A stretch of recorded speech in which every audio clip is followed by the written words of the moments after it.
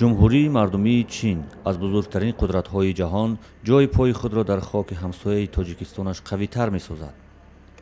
ҳамзамон бо тарҳҳои бузурги иқтисодӣ ва сарозер шудани сармояҳои ҳангуфт ба иқтисоди Тоҷикистон, омӯзиши забони чинӣ дар кишвар бесобиқа афзоиш ёфтааст. чин як кишваре аст ки рушди бисёр хуби иқтисодӣ дорад ва масалан рӯз ба рӯз нуфуз ва обрӯи ин кишвар на танҳо дар минтақа балки дар ҷаҳон зиёд шуда истодааст. ояндаро масалан бе чин имрӯз тасаввур кардан хеле мушкил аст. барои ҳамин бисёре аз шаҳрвандон кӯшиш мекунанд ки забони ин кишварро омӯзанд.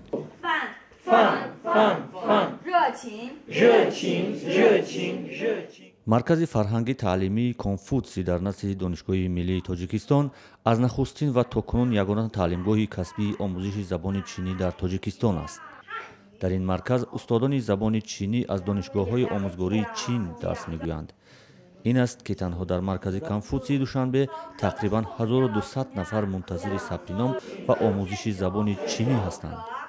дар ҳоле ки даҳҳо чунин маркази омӯзиши забони чинӣ дар Тоҷикистон фаъол аст ва ба фарқ аз маркази Конфутсий дар онҳо мутахассисони тоҷики забони чинӣ дарс мегӯянд.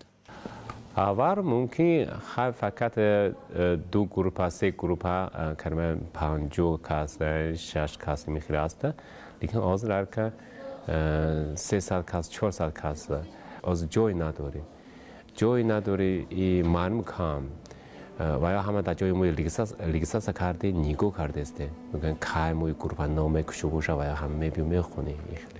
我已经学习汉语有1年7个月。муддати хондани ман 1 солу 7 моҳ мебошад забони хитоӣ.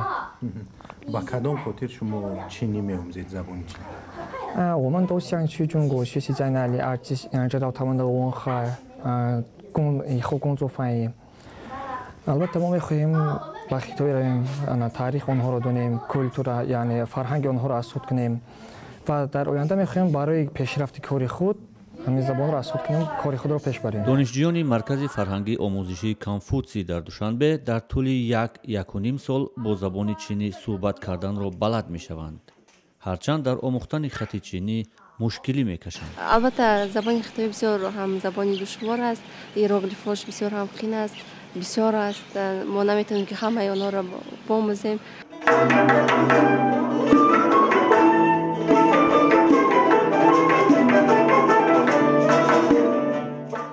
افزایش توجه به آموزش زبان چینی در تاجیکستان از 5 سال قبل با دنبال تصویب سازشنامه تأسیس مرکز کنفوتسی در چارچوب سازمان همکاری‌های شانگهای شروع شد.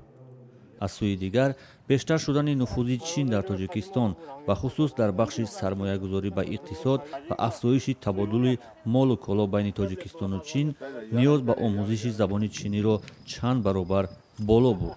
وقتی که سازشنامه دو جانبه بین چین و تاجیکستان به امضا رسید در مسئله مثلا تبادل دانشجویان در بین دو کشور، در این سازشنامه همگی تبادل یعنی فقط سالانه 15 نفر را در نظر داشت.